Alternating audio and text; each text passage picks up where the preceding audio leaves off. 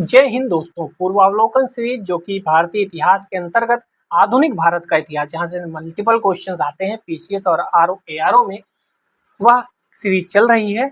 आपका प्यार मिल रहा है तो सीरीज भी चल रही है। लाइक शेयर कमेंट करते रहिएगा। चलिए पढ़ते हैं। तो हम गवर्नर और वाइसराय कर रहे थे, जिसमें हमारे 60 क्वेश्चंस ऑलरेडी कंप्लीट हो चुके थे। कितने क्वेश्चंस हमने कर लिए थे? 60 क्वेश्चन कर लिए थे। आज हमें 61 नंबर क्वेश्चन से पढ़ाई शुरू करनी है। तो पहला क्वेश्चन आपकी स्क्रीन पर दिख रहा है, किसने सिंध विजित कर उसका अधिकरण किया था? कौन था जिसने सिंध को अधिकरण किया था? सिंध का अधिकरण किसने किया था? तो नेपियर था, उसने सिंध को विजित किया था या उसका अधिकरण किया था, ये आपको पता होना चाहिए। ठीक है, सिंध ध्यान रखिएगा, ये सिंध बहुत ही ज्यादा महत्वपूर्ण है। अगर देखें तो ऊपर लिखा भी है 1843 में नेपियर ने सिंध को पूर्ण रूप से ब्रिटिश साम्राज्य में मिला लिया था। क्यों? क्योंकि प्रथम आंग्ल अफगान युद्ध हुआ था। ठीक है, अफगान को तो हरा नहीं पाए, तो सोचा, आप वही कहते हैं ना कि कुछ बड़ा काम करने गए, कुछ नहीं हुआ तो कहा कुछ तो काम कर लो। जैसे पनीर लेने गए, मेहमान आए थे घर पे, पनीर मिली नहीं तो कहा पनीर नहीं मिली तो कम से कम छोला ही ले लो, छोला चावल बना लेंगे। समझ रहे हो आप? और कई बार झूठ भी बोल देते हैं। कमरे पे आए दोस्त, कहा पनीर ले आए, जाकर पनीर बनाते हैं। फिर हमने सोचा पनीर में कौन रुपया लगाए, कह देते पनीर मिला ही नहीं। खैर आगे बढ़ते हैं। 62 नंबर क्वेश्चन, सिंध पर ब्रिटिश ने कब्जा कब किया था? तो अभी हमने ऊपर देखा 1843 में। ये ध्यान रखिएगा, सिंध पर पहले से ही सहायक संधि लागू कर ली गई थी। सिंध साथ में था ब्रिटिशर्स के, लेकिन जब अफगान नहीं जीत पाए तो सिंध को इसका भुगतान करना पड़ा और सिंध बेचारा सोच में पड़ गया कि हम तो तुम्हारे साथी थे, हमें क्यों पनिशमेंट किया। 63 नंबर क्वेश्चन, सिक्किम का भारत में विलय किसने किया था? सिक्किम को किसने मिलाया था? सिक्किम मिलाया गया था डलहौजी के द्वारा। वही डलहौजी जिसने सतारा से शुरुआत की थी और अवध की कहानी खत्म करने के बाद रोका था। अगर आपने कल की वीडियो नहीं देखी तो आप इस लाइन को नहीं समझ पाएंगे। इस लाइन का मतलब है 48 से शुरू किया था उसने, 1848 सतारा को मिलाकर, और अवध को 1856 में इस बात को लेकर कि वहां शासक सही से काम नहीं कर रहा, इस बात को लेकर उसने मिला लिया था अवध को अपने राज्य में। तभी मैंने कहा सतारा से अवध तक की कहानी डलहौजी के काल में पूरी हुई थी। सिक्किम भी उसी का हिस्सा था। सिक्किम को 1817 को हेस्टिंग्स के काल में स्थिति को सिक्किम और ब्रिटिश भारत के साथ तितलिया संधि हुई थी। कौन सी संधि हुई थी? तितलिया संधि। ये भी ध्यान रखिएगा, सिक्किम का भारत के अंतर संबंध विगत इतिहास में हम 3 अवसरों पर देखते हैं। एक तो हमने 1817 की बात कर ली, इसमें तितलिया संधि हुई थी। इसमें नेपाल से कुछ क्षेत्र सिक्किम को दे दिए गए और सिक्किम के किसी क्षेत्र को ब्रिटिश भारत में मिलाने का उल्लेख नहीं है। यहाँ पर संधि हुई थी कि हाँ ठीक है, लेकिन मिलाया नहीं गया था। ठीक है, विलय नहीं किया गया था। क्वेश्चन में विलय की बात कर रहा है। दूसरा आता है 1850 में दार्जिलिंग और तराई का कुछ भाग डलहौजी के काल में ब्रिटिश भारत में मिलाया गया। यहाँ पर शब्द लिखा है मिलाया गया, विलय किया गया। तीसरा 1975 में जब सिक्किम का पूर्ण राज्य या पूर्ण विलय कर लिया गया 1975 में भारत सरकार के द्वारा।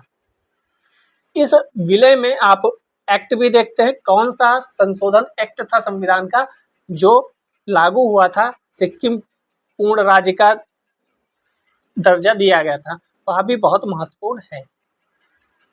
64 नंबर क्वेश्चन, निम्नलिखित में से कौन अवध का ब्रिटिश रेजिडेंट था जब अवध का ब्रिटिश साम्राज्य में विलय हुआ? यही अभी मैं बता रहा था, डलहौजी वाला जो काल था उसमें जेम्स आउट्रम नाम का व्यक्ति था जो वहां का रेजिडेंट था। रेजिडेंट आप समझते होंगे। तो 1854 में स्लीमैन के स्थान पर आउट्रम को अवध का ब्रिटिश रेजिडेंट बनाया गया। अवध का प्रशासन कुशासन के नाम पर मिला लिया गया 1856 में। ठीक है, उस समय गवर्नर जनरल कौन था? तो डलहौजी गवर्नर जनरल हुआ करता था। जब 1857 का विद्रोह हुआ तो लखनऊ का रेजिडेंट कौन था? हेनरी लॉरेंस था। इन दो व्यक्तियों के नाम याद रखिएगा। जेम्स आउट्रम तब था जब अवध को ब्रिटिश ने अपने हिस्से में मिला लिया, कुशासन के आधार पर अधिग्रहण कर लिया डलहौजी ने। और हेनरी लॉरेंस कब रेजिडेंट था? जब 1857 का विद्रोह होता है तब। ये दो नाम याद रखिएगा, उत्तर प्रदेश से संबंधित है तो और ज्यादा इंपॉर्टेंट हो जाते हैं। 65 नंबर क्वेश्चन, भारत में प्रथम रेलवे लाइन किस ब्रिटिश गवर्नर के सामने बिछाई गई? तो वही डलहौजी। डलहौजी कब तक रहा? तो 1848 से 56 तक रहा। और 1853 में पहली रेल लाइन बम्बई से ठाणे की भी चलाई गई या बिछाई गई। पहली तो सबको याद रहती है, आपको याद दूसरी होनी चाहिए जो कि बहुत महत्वपूर्ण है, अभी आगे आएगी, हम बात करेंगे। 66 नंबर क्वेश्चन, भारत में प्रथम रेल लाइन का निर्माण किन नगरों के बीच हुआ? तो बहुत आसान है, बम्बई से ठाणे। भारत में पहली रेलवे लाइन कब शुरू हुई? 1853। किस कंपनी ने सर्वप्रथम भारत में रेल लाइन स्थापित की थी? ये इंपॉर्टेंट है, कौन है? Great Indian peninsula railway. ये इंपॉर्टेंट हो जाएगा क्योंकि इंपॉर्टेंट का मतलब जो आपको नहीं याद है वही फैक्ट आएगा और आपको फंसा देगा। किस कंपनी ने सर्वप्रथम भारत में रेल यात्रा प्रारंभ की? तो great Indian peninsula railway. Peninsula, इस हिस्से को हम पेनिनसुलर बोलते हैं, तो उससे भी आप याद कर सकते हैं। 1853 में बम्बई के बोरी बंदर स्टेशन से, ये भी ध्यान रखिएगा, अगर ज्यादा डीप में जाएगा तो ये क्वेश्चन पूछेगा। बोरी बंदर स्टेशन से ठाणे के मध्य सर्वप्रथम रेल यात्रा का प्रारंभ the great Indian peninsula railway company द्वारा किया गया था। यहाँ से दो फैक्ट इंपॉर्टेंट है, एक तो बम्बई का बोरी बंदर स्टेशन और दूसरा great Indian peninsula railway. British भारतीय 69 नंबर क्वेश्चन, ब्रिटिश भारतीय राज्य क्षेत्र का अंतिम प्रमुख विस्तार किस समय हुआ था? तो किस समय हुआ होगा? डफरिन के समय में। डफरिन कब था? जब कांग्रेस की स्थापना हुई थी। कांग्रेस की स्थापना कब हुई थी? 1885 में हुई थी। आओ देख लेते हैं। 1885 में तृतीय आंग्ल बर्मा युद्ध हुआ और 1886 को संपूर्ण बर्मा को ब्रिटिश भारत में मिला दिया गया, जो ब्रिटिश भारतीय राज्य क्षेत्र का अंतिम प्रमुख विस्तार था। उससे पहले सब कुछ मिला ही लिया था, तो डफरिन उस समय हुआ करता था। तो 1885 की 3 घटनाएं याद रखनी है।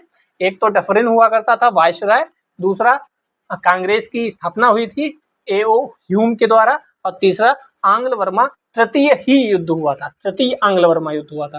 तीनों याद रखिएगा, क्रोनोलॉजी में भी पूछे जा सकते हैं।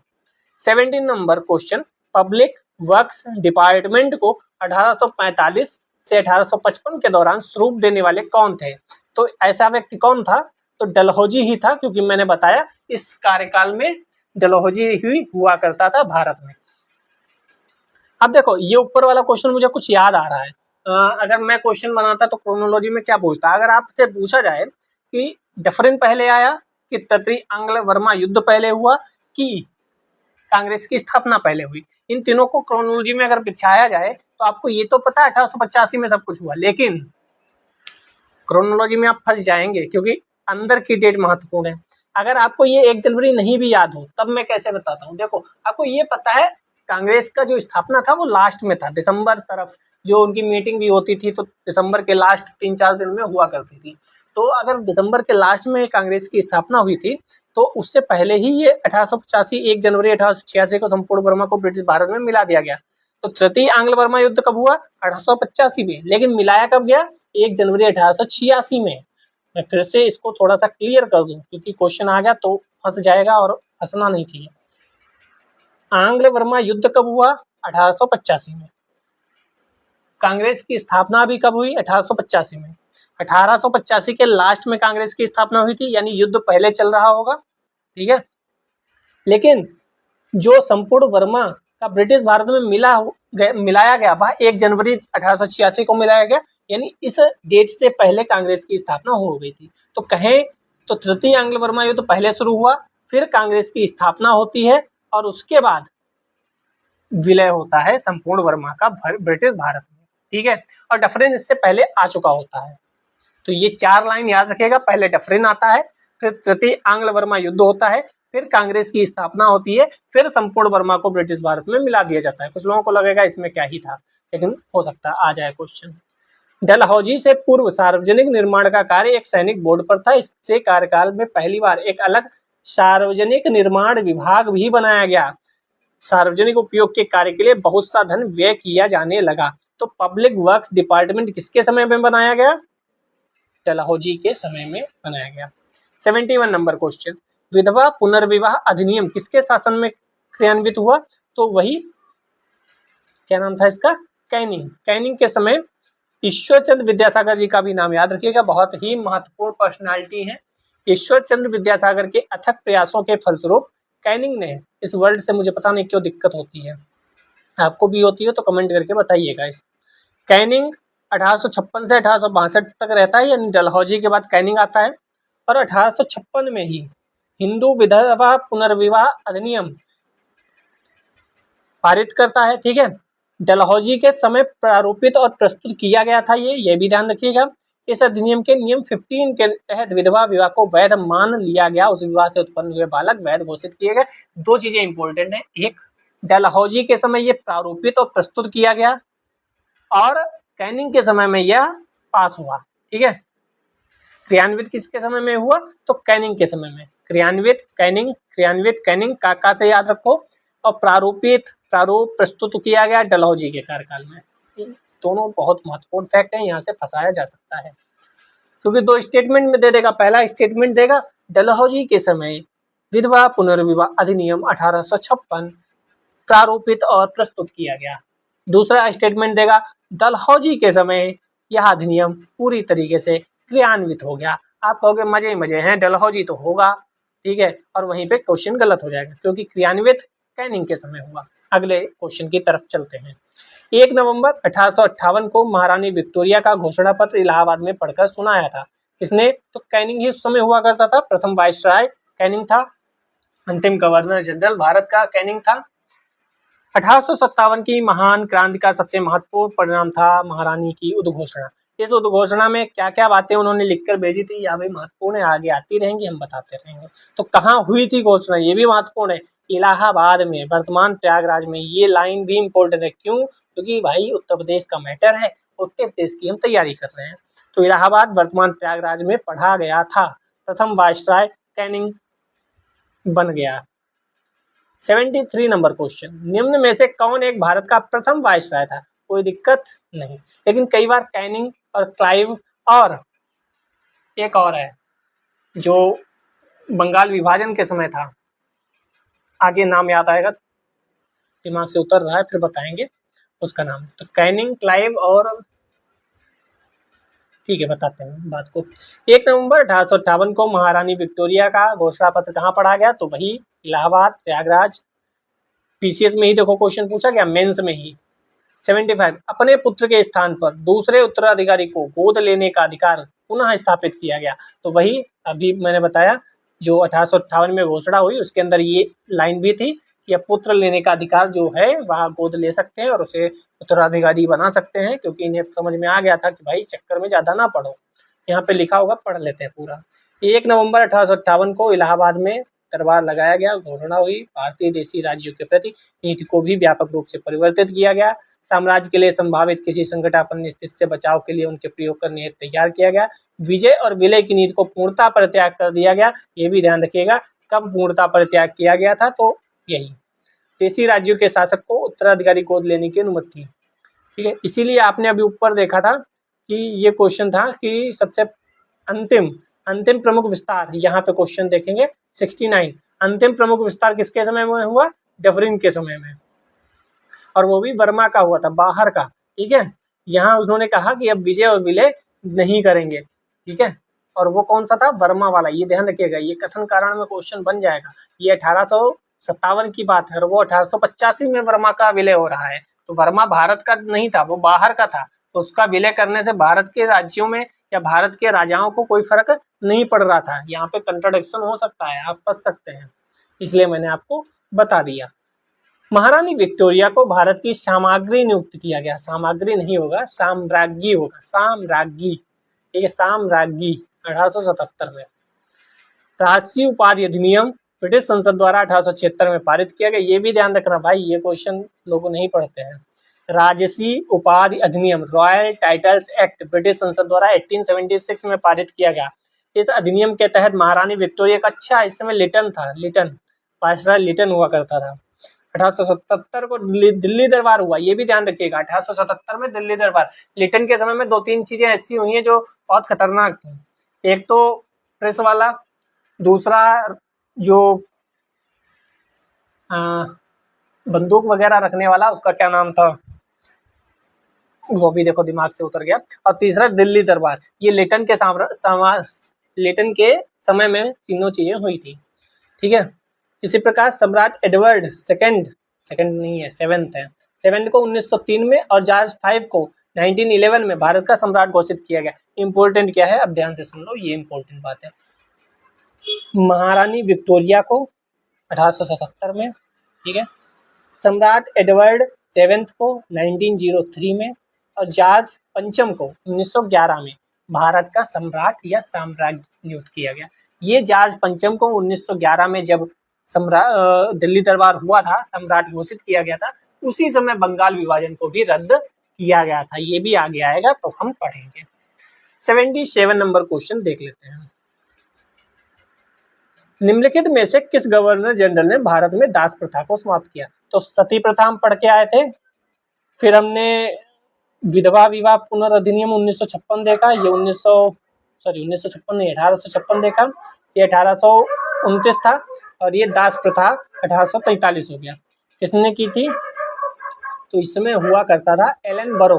एलन बरो के बारे में भी दो फैक्ट हैं जो कि बहुत महत्वपूर्ण है।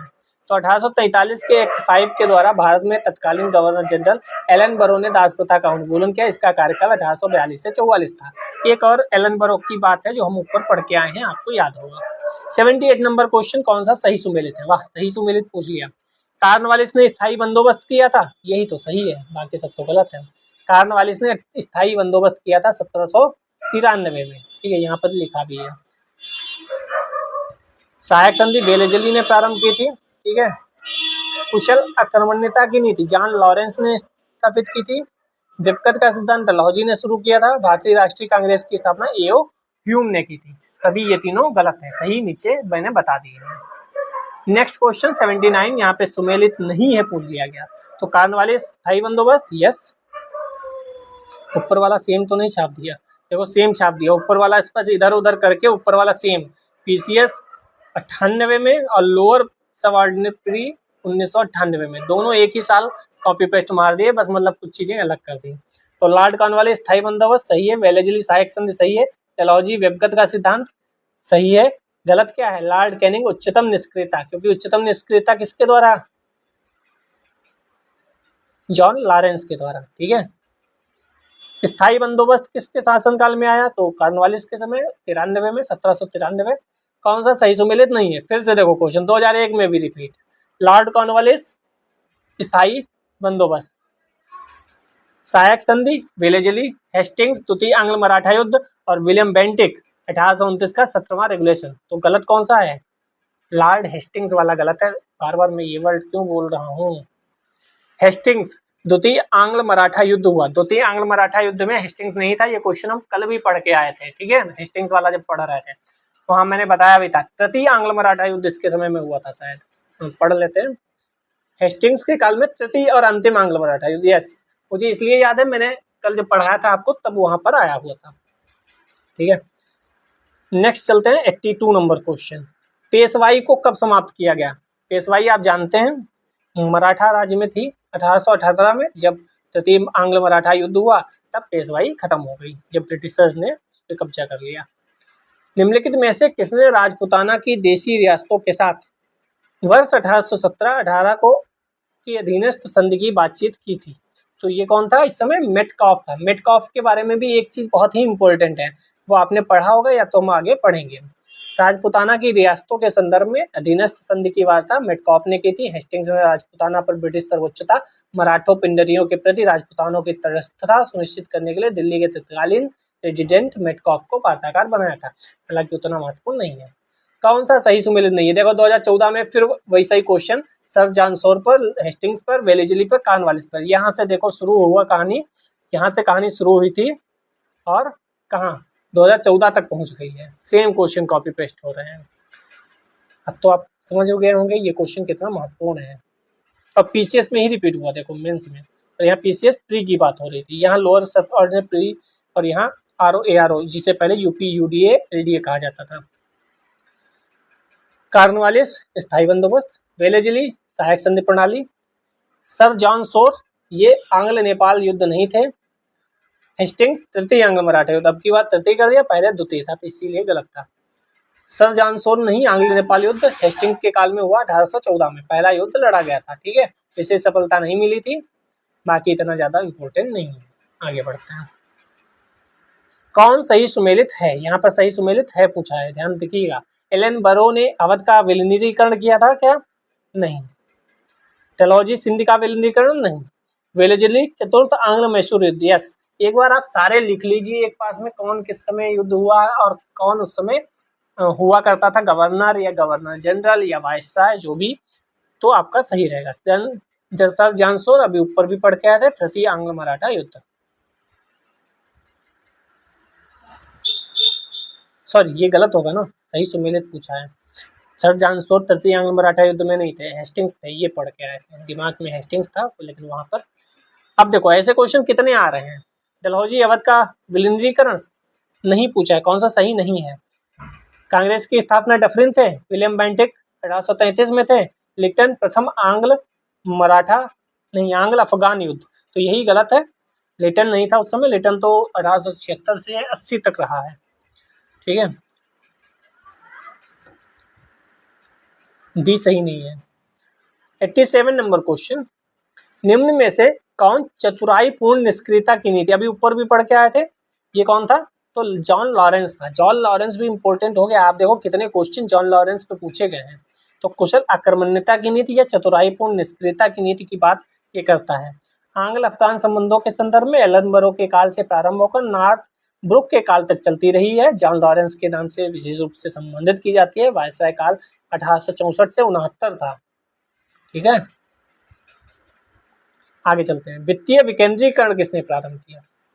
तो वित्तीय विकेंद्रीकरण मेयो के काल में हुआ था। मेयो के काल में एक और चीज हुई थी, क्या हुई थी आप बताइएगा? अभी आगे आएगा, पढ़ ही लेंगे, अगले क्वेश्चन है।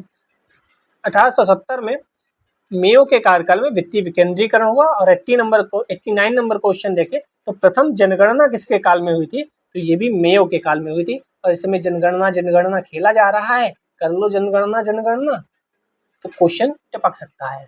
क्यों बता दिया? क्योंकि ये क्वेश्चन आएगा तो आपको मेयो हो जाएगा, याद आ जाएगा फाइनली आपको। ठीक है, तो कौन थे? जनगणना मेयो, कर लो जनगणना।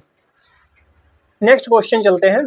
1872 में पहली हुई थी, उसके बाद रिपन ने 1881 में नियमित जनगणना शुरू की। यहाँ पे फैक्ट जरूर याद रखिए, दो स्टेटमेंट आएंगे और दोनों आपको पता होना चाहिए। एक स्टेटमेंट आएगा कि मेयो ने 1872 में प्रथम जनगणना कराई, यस कराई, किंतु रिपन ने नियमित जनगणना 1881 से शुरू कराई, यस। नियमित जनगणना की बात करें तो 1881 रिपन, नियमित का मतलब हर 10 वर्ष के बाद, तब से लेकर आज तक ये हर 10 वर्ष के बाद होती रहती है। 2021 में क्यों नहीं हुई? क्योंकि कोरोना था उस समय, कोरोना के इम्पैक्ट थे, इसीलिए नहीं हुई थी, वरना हर 10 साल बाद 1881 से होती आई है। 1881 में कौन था? रिपन। तो नियमित जनगणना रिपन को याद रखिएगा, और अगर प्रथम जनगणना पूछी जाए तो मेयो को याद रखिएगा। ठीक है, वह कौन व्यक्ति था जिसने भारत में पहली बार जनसंख्या जनगणना करवाई? तो मेयो थे। फिर वही, किस वायसराय की हत्या? अच्छा ये अलग है, ये भी ध्यान रखिएगा। एक थे कार्नवालिस, जो 2 बार भारत आए थे, दूसरी बार जब आए तो उनकी मृत्यु हो गई गाजीपुर में, उत्तर प्रदेश के, वहीं उनका मकबरा या जो भी कहें वो बना हुआ है। दूसरे ये थे, किस वायसराय की हत्या? अंडमान निकोबार द्वीप समूह में जब वे भ्रमण पर थे एक दंडित अपराधी द्वारा की गई थी। ये भी इंपॉर्टेंट है, मेयो ही थे। मेयो के बारे में 3 फैक्ट याद रखिएगा, वित्तीय विकेंद्रीकरण, दूसरा जनगणना, प्रथम जनगणना, तीसरा उनकी हत्या अंडमान निकोबार द्वीप समूह में हो गई थी। तो ऐसे 2 व्यक्ति या 2 वायसराय गवर्नर जनरल जिनकी हत्या या जिनकी मृत्यु भारत में हो गई थी, तो एक कार्नवालिस थे और दूसरे मेयो थे जिन्होंने जनगणना कराई थी। ठीक है, और ये प्रथम गवर्नर जनरल थे जिनकी हत्या उनके कार्यकाल में की गई थी, ये भी ध्यान रखिएगा, ये फैक्ट भी इंपॉर्टेंट है। किस वायसराय की हत्या उसके कार्यकाल में हुई थी? तो मेयो की हत्या हुई थी। आगे बढ़ते हैं, आज में 129 क्वेश्चन करने थे, 93 पे हम पहुंच गए हैं। मेयो के 1870 के संकल्प के बारे में निम्नलिखित में से कौन सा कथन सही है? सही पूछा है। केंद्रीय प्रांतीय वित्त को विभाजित करने वाला यह पहला कदम था। दूसरा, प्रांतीय सरकारों को कुछ सेवाएं प्रशासित करने का अधिकार दिया गया। तीसरा, इसने मौजूदा असमानता को सुधारने का प्रयास किया। इसने प्रांतों की वास्तविक आवश्यकताओं पर ध्यान दिया। तो सभी सही है। ठीक है, क्योंकि उस सही उत्तर ही चुनना था। तो मेयो ने विकेंद्रीकरण किया था, अभी हमने देखा था 2023 का क्वेश्चन, इसीलिए इतना लंबी उनकी पूछ लिया गया। पढ़ लेते हैं, क्वेश्चन आ सकता है फिर से। मेयो का शासनकाल 69 to 72 था। शैक्षणिक और प्रशासनिक सुधारों के लिए स्मरण किया जाता है। प्रशासन में सुधार के लिए प्रत्येक अलग अलग प्रशासन से पत्राचार के उपरांत 1870 को एक संकल्प जारी किया। मेयो रेजोल्यूशन या प्रांतीय सरकारों का चार्टर भी कहा जाता है। केंद्रीय प्रांतीय वित्त को विभाजित करने की दिशा में एक पहला कदम था, ये याद रखिएगा। केंद्रीय और प्रांतीय वित्त को विभाजित करने में पहला कदम था। प्रांतीय सरकारों को कुछ स्वायत्तता देते हुए तभी ऊपर पड़ा था विकेंद्रीकरण। उन्हें जेल, शिक्षा, चिकित्सा आदि सेवाओं के लिए केंद्रीय राजस्व से कुछ राशि दी गई थी। इच्छानुसार प्रशासन करने के लिए कहा गया था। इसके साथ ही मौजूदा असमानताओं को सुधारने पर जोर दिया गया। प्रांतों को वास्तविक आवश्यकताओं पर, इतना सब ठीक नहीं है, जितना मैंने हाईलाइट किया उतना आप पढ़ लीजिएगा, ठीक है। और विकेंद्रीकरण की भी बात याद रखिएगा। 94 नंबर क्वेश्चन, अफगानिस्तान के प्रति एक जोश भरी अग्रनीति यानी फॉरवर्ड नीति किसने शुरू की थी या किसने इसका अनुसरण किया था? तो लिटन, वही लिटन जिसने प्रेस एक्ट लगाया था, वही लिटन जिसने आर्म्स एक्ट, हाँ उसको आर्म्स एक्ट कहते हैं, आर्म्स एक्ट था। इसी के समय में दिल्ली दरबार हुआ था। 1876 ईस्वी में लिटन के वायसराय बनकर आने पर अफगानिस्तान के प्रति अपनाई गई नीति में परिवर्तन आया। कुशल अकर्मण्यता की नीति के स्थान पर अग्रगामी नीति का अनुसरण होने लगा। 1876 से 80 तक रुका, बहुत खतरनाक था, बहुत बेकार था इंडिया की दृष्टि से। इसके बाद रिपन आता है जो थोड़ा ठीक आदमी था, उसने ही फिर ये एक्ट वगैरह जो ये पास करके गया था उनको हटाया था। वो आदमी भारत के लिए ठीक माना जाता था, ये आदमी लिटन ठीक नहीं माना जाता था। अफगानिस्तान के प्रति आक्रामक नीति किस वायसराय ने बनाई थी? तो आक्रामक नीति लिटन के द्वारा बनाई गई थी। नेक्स्ट क्वेश्चन, लिटन ने निम्नलिखित में से किससे संबंधित नहीं है? देखो यहाँ पे उसने सारे दे दिए। तो वर्नाकुलर प्रेस एक्ट से, अभी मैंने बताया प्रेस एक्ट लाया था। शस्त्र अधिनियम, अभी मैंने बुलाया आर्म एक्ट लाया था। इल्बर्ट विल, ये नहीं लाया था, इल्बर्ट विल नहीं था, तो आंसर हो रहा होगा डी। देख लेते हैं डी, क्योंकि इल्बर्ट विल कौन लाया था? रिपन लाया था। आगे पढ़ेंगे रिपन के बारे में, ठीक है। तो लिटन इल्बर्ट विल विवाद से नहीं संबंधित था, रिपन के कार्यकाल में पेश हुआ था। पढ़ ही लेते हैं, यहीं पर दिया है तो पढ़ लो। इस बिल में क्या था?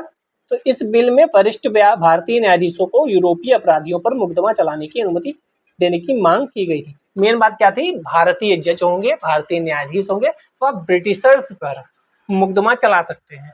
तो ब्रिटिशर्स ने पहली बार बहुत बड़ी संख्या में विरोध किया था, कहा था हमें भारतीय जज, भारतीय न्यायाधीश कैसे हम पर मुकदमा चला सकते हैं? भारतीय न्यायाधीश ऊपर बैठा होगा और हम कटघरे में होंगे, ऐसा थोड़ी होगा। तो इसलिए इल्बर्ट विल रिपन लाया था, और इसीलिए रिपन को अच्छा आदमी माना भी जाता था, क्योंकि रिपन ही शस्त्र अधिनियम हटाता है, वर्नाकुलर प्रेस एक्ट हटाता है, तो रिपन ठीक आदमी माना जाता था। 70 to 74 रहा है, 1770 से नहीं 1870 से 1874 तक यहाँ रहा है। 97 नंबर क्वेश्चन, कौन भारत का वायसराय सबसे दीर्घ काल तक रहा? Curzon, Hardinge, Dufferin, Mayo. तो कर्जन था। कर्जन 1899 से 1905 तक रहा। उस समय कर्जन का ही नाम याद नहीं आ रहा था जब मैंने 4 नाम बताए थे, एक कैनिंग बताया था, एक क्लाइव बताया था और एक कर्जन था, ठीक है। तो कर्जन 1899 to 1905 था। बंगाल विभाजन इसी के समय में हुआ था। लॉर्ड डफरिन 1884 से 1888 था। हार्डिंग 1910 से 1916 था। इसी की वायसराय के समय दिल्ली दरबार हुआ था, तीसरा वाला 1911 में। इसी के समय, इसके समय, हार्डिंग के समय जो कलकत्ता से राजधानी थी वह बम्बई शिफ्ट की गई थी। इसी हार्डिंग के कार में बम गिराया गया था, जिससे ये बच के निकल गया था, दूसरे लोग हताहत हो गए थे।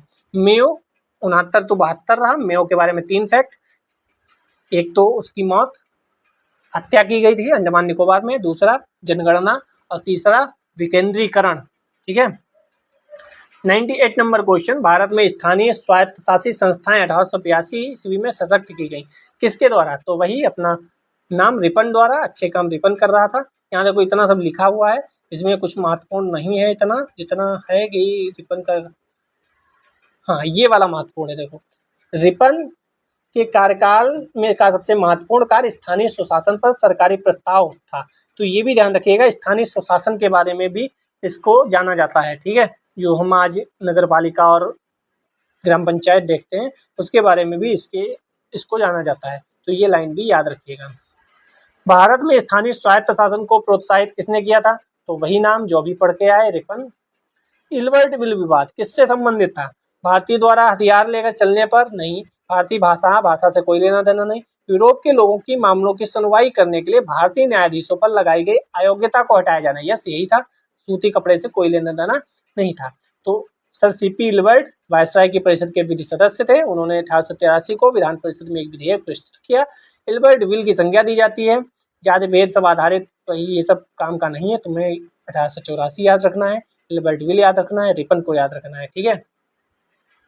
और रिपन के बारे में ये भी याद रखना, रिपन ने अपना कार्यकाल पूरा होने से पूर्व त्यागपत्र दे दिया था। कह सकते हैं ठीक आदमी था। जब चक्कर में फंस गया कि हम अच्छा काम कर रहे हैं, लोग विरोध कर रहे हैं, तो कई बार रिजाइन कर दिया जाता है। आप भी देखते होंगे, सरकार दबाव डालती है और अधिकारी नहीं करते हैं, या विधायक सांसद दबाव डालते हैं तो अधिकारी कहते हैं ये रखा रिजाइन, अब मैं चला, अब आप मुझसे कुछ नहीं कह सकते, मैं तो नहीं करूँगा ये काम। चलिए 101 वही इल्बर्ट बिल का उद्देश्य क्या था? तो ये तो आप समझ गए होंगे, अदालतों के बारे में था। भारतीय अदालत, भारतीय न्यायाधीश ब्रिटिशर्स को सजा सुना सकते थे। किसकी पदावधि में महिलाओं तथा बच्चों की कार्यावधि के घंटों को सीमित करने स्थानीय शासन को आवश्यक नियम? तो आप यहाँ से पकड़ सकते हैं।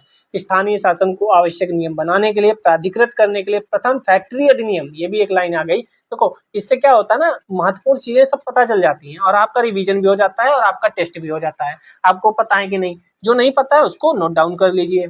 तो स्थानीय शासन, प्रथम फैक्ट्री अधिनियम, ये दोनों भी महत्वपूर्ण थे। किसके शासनकाल में? वही रिपन।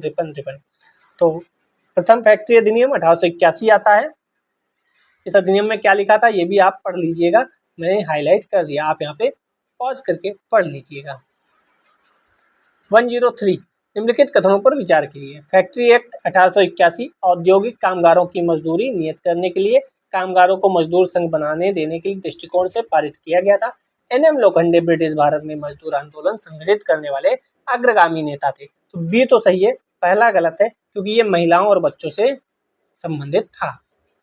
इतना भी याद रखेंगे तो महत्वपूर्ण हो जाएगा।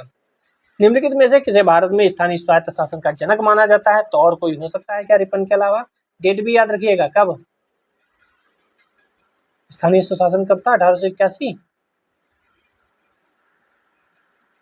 अभी ऊपर पढ़ा था, आप देख लीजिएगा जाके, या यहाँ पर देखो है भी, स्थानीय स्वशासन कब था? 1882।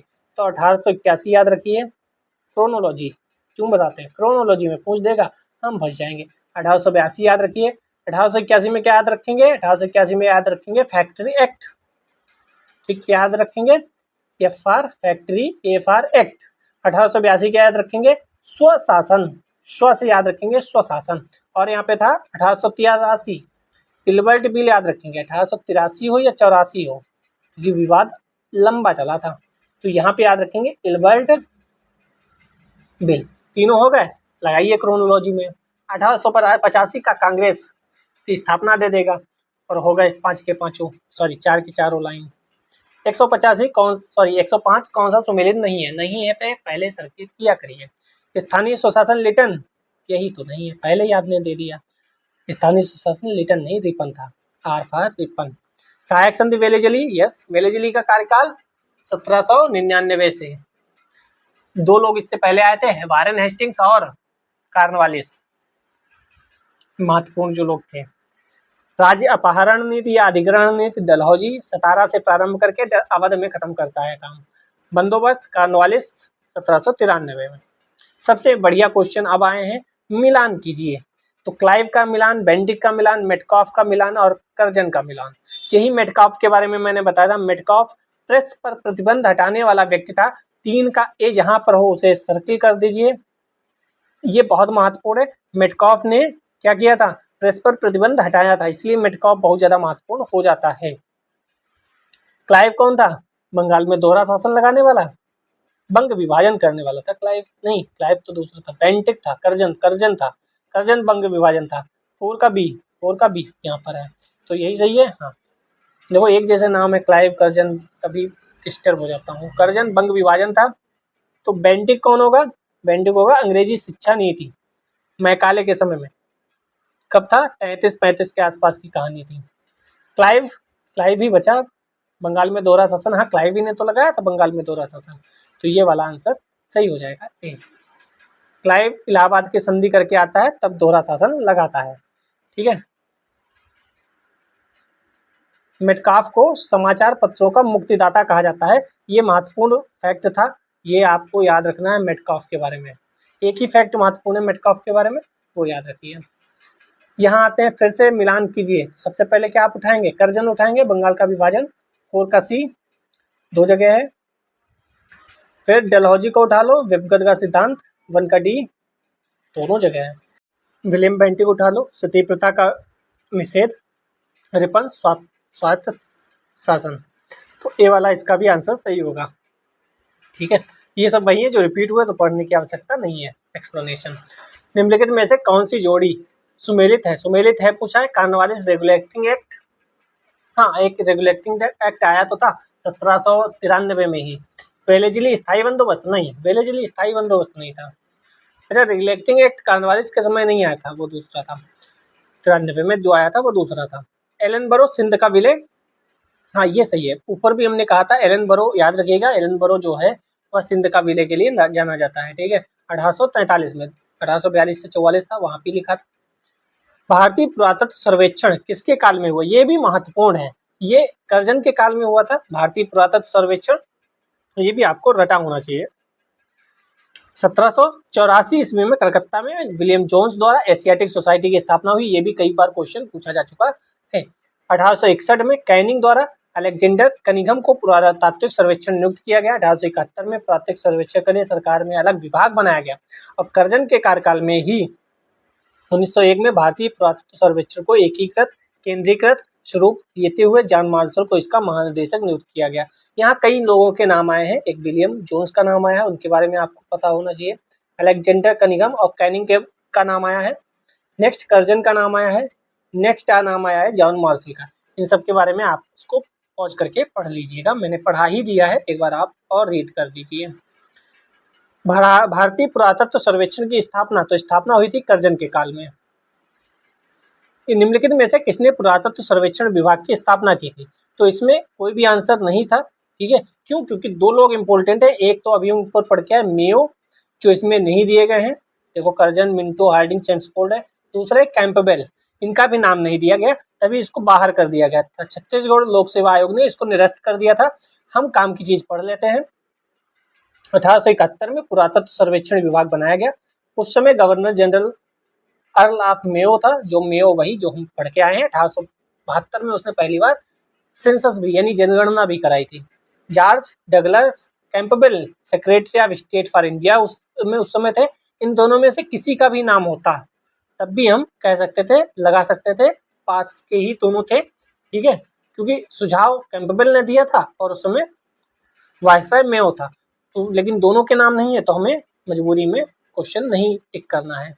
प्राचीन स्मारक संरक्षण एक्ट किस गवर्नर जनरल के कार्यकाल में पारित हुआ? तो प्राचीन संरक्षण कर्जन के कार्यकाल में 1904 में कर्जन था। ठीक है, ऐतिहासिक इमारत वगैरह।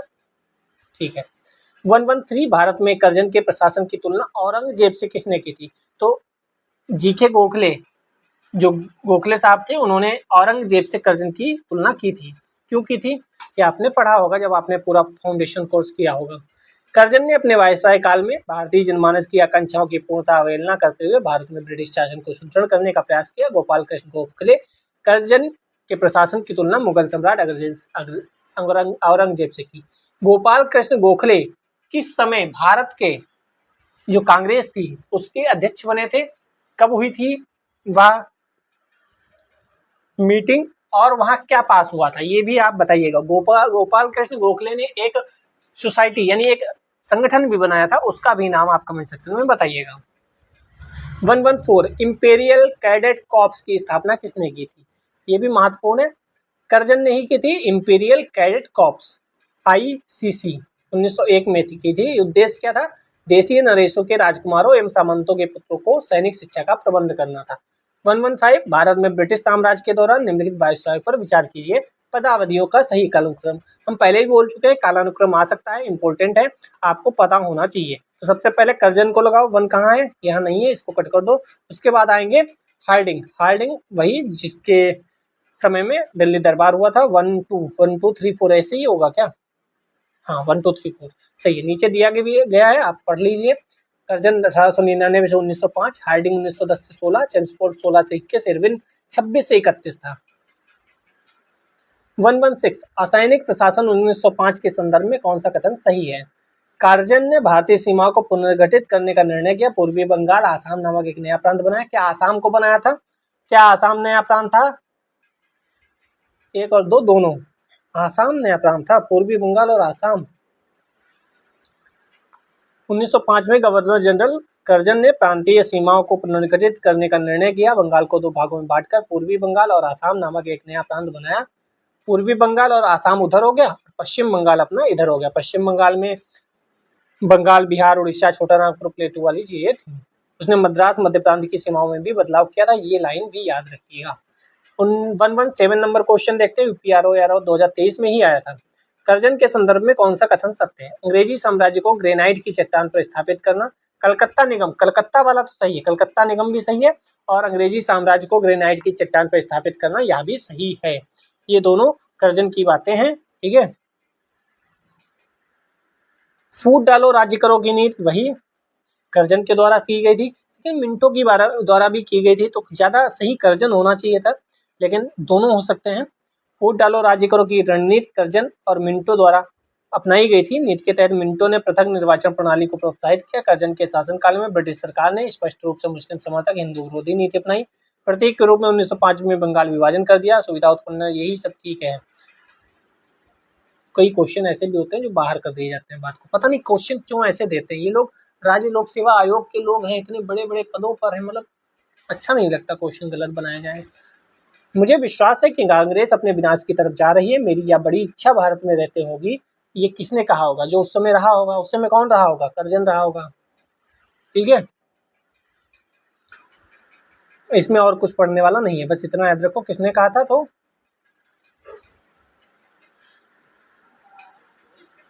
इनमें से किस गवर्नर जनरल ने सबसे पहले पृथक निर्वाचन मंडल की व्यवस्था मुसलमानों को जीतने व उन्हें कांग्रेस के विरुद्ध करने का इस्तेमाल किया था? तो मिंटो ने किया था। मिंटो 1905 में कर्जन के स्थान पर मिंटो आता है और उसने ये सब कहानी रची थी, पृथक मताधिकार, ठीक है। निम्नलिखित में से कौन भारत का एकमात्र यहूदी वायसराय थे? मोस्ट इंपोर्टेंट रीडिंग था। रीडिंग 1921 से 1926 तक रहता है, मोस्ट इंपोर्टेंट। मुझे पता नहीं क्यों लगता है ये क्वेश्चन आना चाहिए। अगर किसी ने देख लिया ये PYQ तो वो जरूर देगा, ठीक है। इसके समय ही चौरी चौरा कांड हुआ, स्वराज पार्टी का गठन हुआ, रॉलेट एक्ट का निरस्त हुआ था, क्योंकि आया तो पहले था। 122 पे चलते हैं। निम्नलिखित युग्मों में से कौन सा एक सही सुमेलित नहीं है पे सर्किल अवश्य करिए।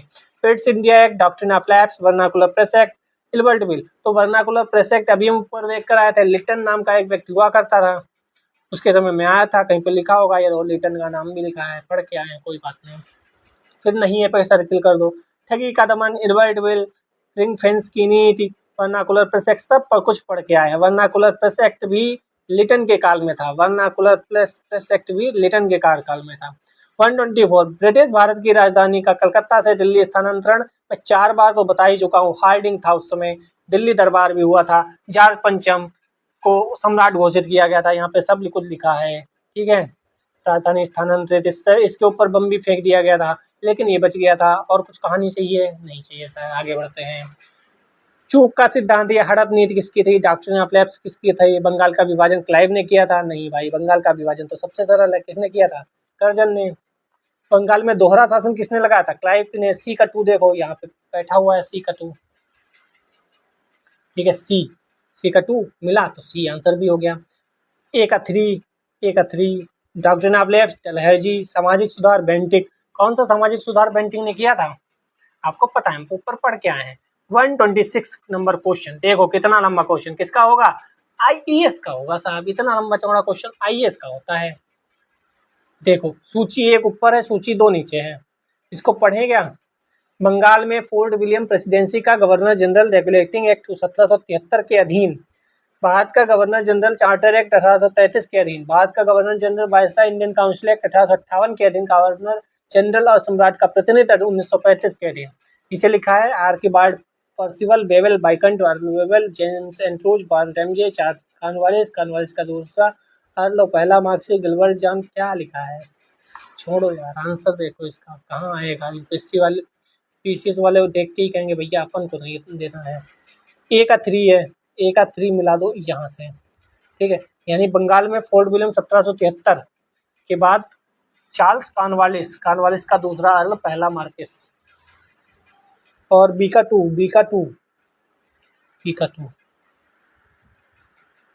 James Andrews brown Ramsay Dalhousie का अर्ल और मार्किस। ये क्या लिखा है मुझे समझ में ही नहीं आ रहा, पढ़े नीचे व्याख्या दी होगी। हाँ ये ऐसे दो तो हम बताएंगे ना। 1833 का एक डलहौजी की नियुक्ति, 1858 का एक मिंटो की नियुक्ति, 1935 का एक बेबल की नियुक्ति। अंग्रेजों द्वारा बंगाल के अधिग्रहण के उपरांत कंपनी के कार्यों को नियंत्रित करने के लिए रेगुलेटिंग एक्ट 1773 ब्रिटिश संसद द्वारा पारित किया गया। इसी एक्ट के तहत कंपनी के गवर्नर को बंगाल का गवर्नर जनरल बना दिया गया। बंगाल के प्रथम गवर्नर जनरल के रूप में वारेन हेस्टिंग्स की नियुक्ति की गई। इस यद्यपि विकल्प में वारेन हेस्टिंग्स नहीं है, इसका उत्तरवर्ती कॉर्नवालिस कालक्रम अनुसार उत्तर दिए होगा। ठीक है, छोड़ो, इतना महत्वपूर्ण नहीं है। 127 आएगा तो वैसे ही आएगा जैसे नॉर्मल आते हैं क्वेश्चन, वो नहीं आएगा। संबलपुर, सतारा, अवध, झांसी, यही तो मैं उतनी देर से चिल्ला रहा था। सतारा से शुरू की और अवध में खत्म किया गया। सतारा 1848, बी का 1। इतनी जगह 3 जगह बताओ। अवध तो हमें पता है 1856, सी का 4 यहाँ नहीं है, तब भी 2 बच गए। झांसी कब 1854 था, शायद झांसी 1854 था, बी वाला सही होगा। झांसी 1854, डी का 3, हाँ डी का 3 सही है। तो झांसी। संबलपुर बचा, संबलपुर 1849, ए का 2। यही तो मैं बता रहा था डलहौजी के काल में। सतारा से कहानी शुरू होती है और कहाँ पहुँचती है? अवध में खत्म होती है। निम्नलिखित घटनाओं पर विचार कीजिए, कालक्रमानुसार व्यवस्थित कीजिए। सिक्किम का विलय, फिर झांसी का विलय, फिर वर्मा का विलय, फिर पंजाब का विलय। आप अगर अभी देखे होंगे तो वर्मा का विलय सबसे बाद में हुआ था। वर्मा का विलय सबसे बाद में हुआ था। सबसे बाद में का मतलब 84 के, 85 के, 86 के आसपास। 4 को हम अगर लास्ट में रखें, तो 4 को लास्ट में रखें तो ये दोनों गलत हो जाएंगे, ठीक है, ये दोनों तो गए। सिक्किम 1835 में होता है, ठीक है, कुछ भाग 1850 में होते हैं। पंजाब 1849 में होता है। वर्मा 1886 में होता है। झांसी 1854 में होता है। सिक्किम का पूर्ण विलय क्या मानोगे? 1850 या 1835? उसके हिसाब से आंसर गलत हो जाएगा, इसीलिए इसको आंसर नहीं दिया गया है, स्टार बना हुआ है, ठीक है। क्यों देते हैं ऐसे क्वेश्चन भाई? इतने रुपए खत्म करते हैं, ढंग के क्वेश्चन नहीं बना पाते हैं। निम्न में से किस वायसराय के कार्यकाल में भारतीयों को राय बहादुर, खान बहादुर उपाधियां प्रारंभ करना शुरू हुई थी? तो प्रयुक्त में से कोई नहीं, प्रयुक्त में से एक से अधिक बीपीएससी का क्वेश्चन है, पढ़ लेते हैं। 1857 के विद्रोह के समय अंग्रेजों की सहायता करने वाले देसी शासकों जमींदारों को विश्वास पात्र बनाने के लिए उन्हें उपाधियां खिलअत, भूमि अनुदान, ऋण माफी सबको दे दिया जाता था। हिंदुओं को ही दी जाने वाली प्रमुख उपाधि राय बहादुर, मुस्लिमों एवं पारसियों को दी जाने वाली समकक्ष उपाधि खान बहादुर थी। 1859-60 में तो कैनिंग होगा ना, कैनिंग यहाँ दिया नहीं था, इसीलिए उपयुक्त में से कोई नहीं। 2500 क्वेश्चंस जो हो सकते हैं एग्जाम में आ जाएं, ऐसे ही श्रृंखला शुरू करने का विचार है। आप कमेंट करेंगे तो शुरू होगी जल्दी। तब तक के लिए मिलते हैं नेक्स्ट वीडियो में। जय हिंद, जय भारत।